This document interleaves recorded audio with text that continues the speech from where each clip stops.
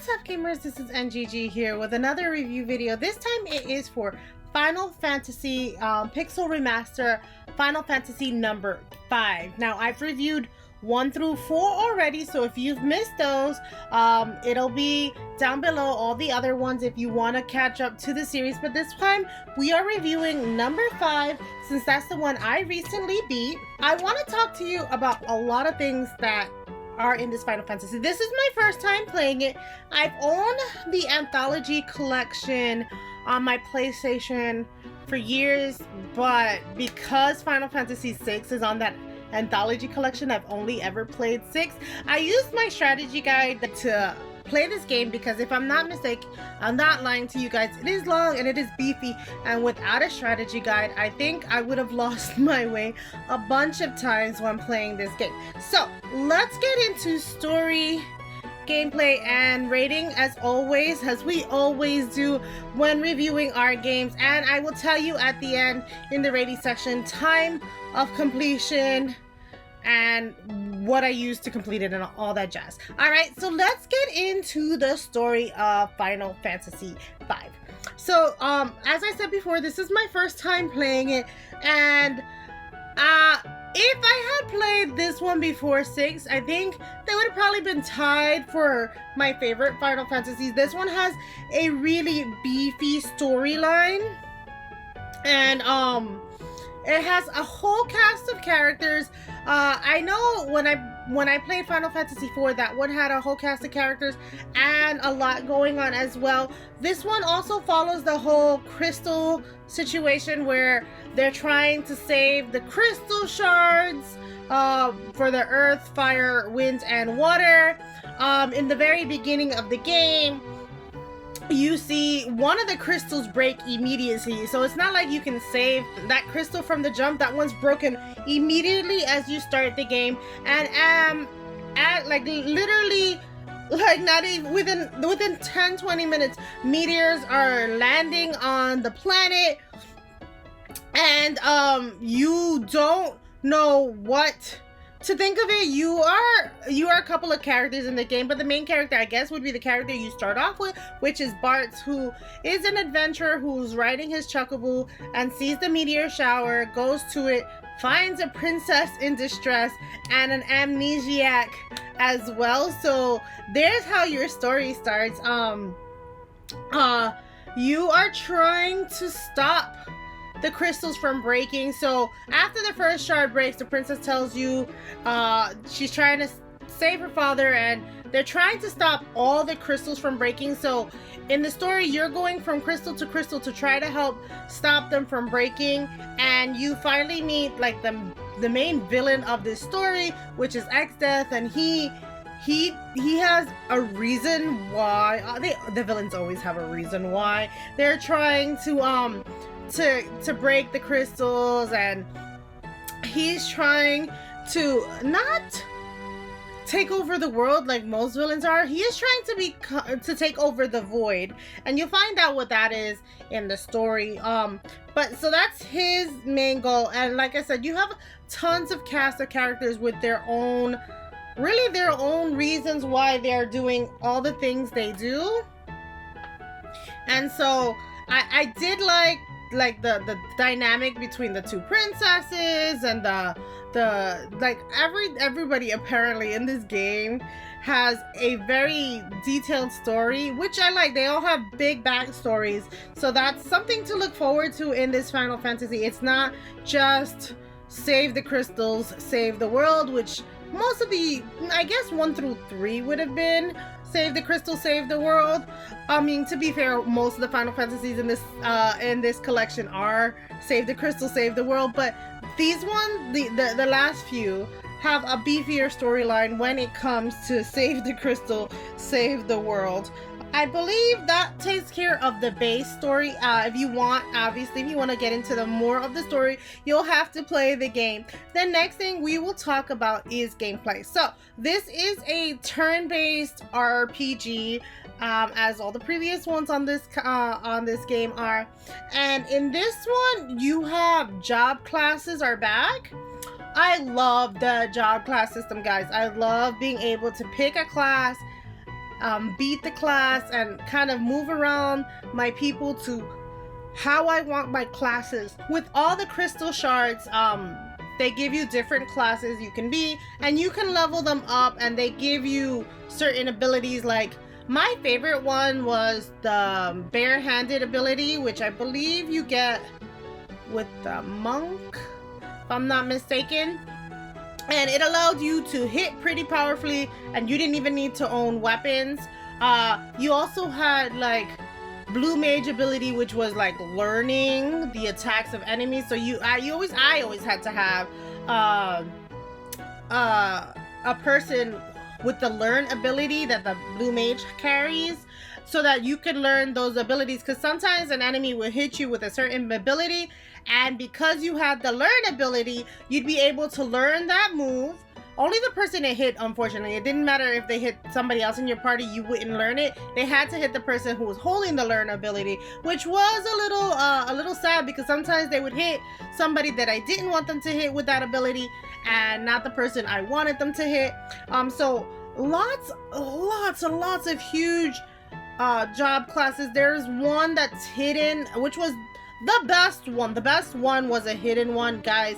You gotta find the mimic ability. The mimic ability, chef's kiss, because you at least have only one. That was my favorite class, which was at least one person had to cast a spell. So like, if say I needed to cure everybody and I had my mage cure everybody, but you know, sometimes it would take several times to cure everybody. All I had to do was use the person with the mimic ability, and it would not use up their magic, because they were just mimicking, and it wouldn't take up their magic, and they can still do the same cast that they were doing.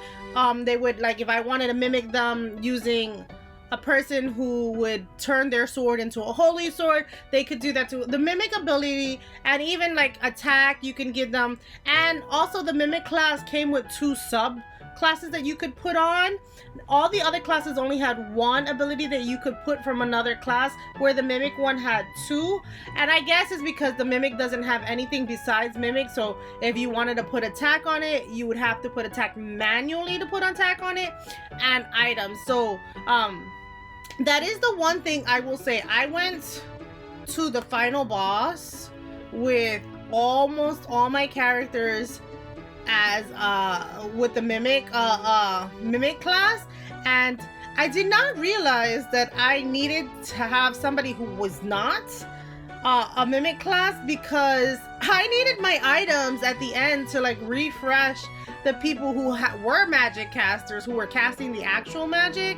And I almost wasn't able to beat the game, because my mimics didn't have the item ability, because I gave them, like, one of my mimics had heals, one of my mimics had black magic, so that the other people can cast the same magic. So it was definitely, make sure if you go in, you have one person who doesn't have mimic, just so that they have items, because I think if you use the item, everybody could mimic that item, and then everybody would get it without having to use the item as well.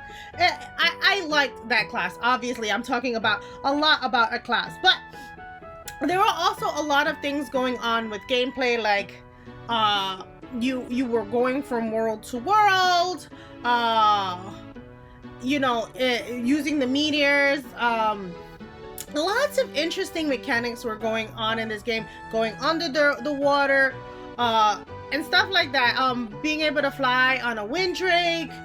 You get to meet our Moogle friends, which I was so excited about. The Moogles like kind of had like this telepathy thing going on, where they could talk to each other, and that was nice. I'm like, I don't know, I mean, obviously if you saw my background, I'm a huge Moogle fan, so obviously I enjoy whenever the Moogles take a bigger part in these Final Fantasy RPG games. So yeah, and let's see, I'm trying to think what else. So how I beat the game. All right, so I will tell you, it took me 35 hours to beat this Final Fantasy. That included the streams time, so I played a lot of this on stream. If you ever want to watch it, it's in my homepage, or it'll be in my streaming channel if you want to watch it direct from the source. I streamed this whole game, and so the 35 hours it took me, I think, 11 episodes. Most episodes were around 2 hours, and then all the time for grinding in between. So it is a beefier story, a longer one to grind for. I was using the 4 times XP, the 4 times money, and the 4 times AP, I think it was. I was using a lot of the extras that they give you in this remaster, and it still took a long time to beat. So imagine if you were originally playing this game, how hard a time you would have had beating this game. So it sounds like it was like beefy back then. I mean, it was beefy now, but definitely beefy back then.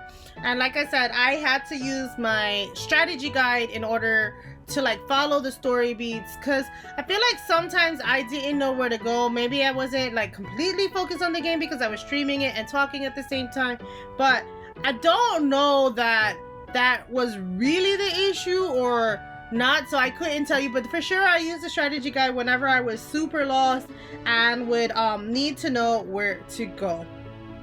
All right, so I think that's it for gameplay, it for story. Now let's get into a rating. So this was one of the better Final Fantasies in my opinion, my humble opinion. I don't even think it's besides being lost. I'm gonna have to knock it a couple of points for being lost, but I'm not even, like I said, I'm not sure that it was the game's fault or mine's because I was streaming it and talking at the same time. I must say this Final Fantasy rates really high at a 4.9. It was really good. Not my favorite, like I said, but super good. The story was good. The things that happened, like I wasn't expecting it. I mean, coming from the rest of the Final Fantasies, I didn't know what to expect because I had never played this one. So I can see back in the day where a lot of people were saying this Final Fantasy V was their favorite. I can see why. It had a lot of great things happening. I'm like trying not to knock it down too much for getting lost. Because, you know, I'm not sure that it was the game's fault or mine, but yeah, this game is nearly a perfect game for its time. Guys, remember this, it's for its time. I'm not knocking, I'm not putting it against the newer age Final Fantasy games and how it would rate compared to the new ones. I'm putting it against itself. And for the game, the story, the gameplay, I had a great time with this Final Fantasy. I wanted to beat it so much because I had never experienced it, and I'm very happy that this Pixel Remaster came out, because I don't know if I would have dredged it up from the backlog and played it without the double XP and the double AP, triple AP and stuff like that.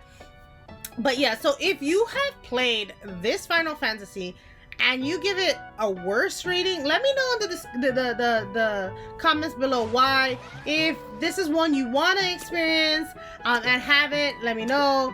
Let me know anything you want to tell me about this game, because I'm super excited about my Final Fantasy journey that I've been taking on since last year. And we are getting to the last of the Final Fantasy Pixel Remasters before we go into the regular Final Fantasy, like what I consider Gen 2 of the Final Fantasies, which is like 7 and 7 and on, and then I'll tell you when we get to Gen 3. But yeah, so these games are really great.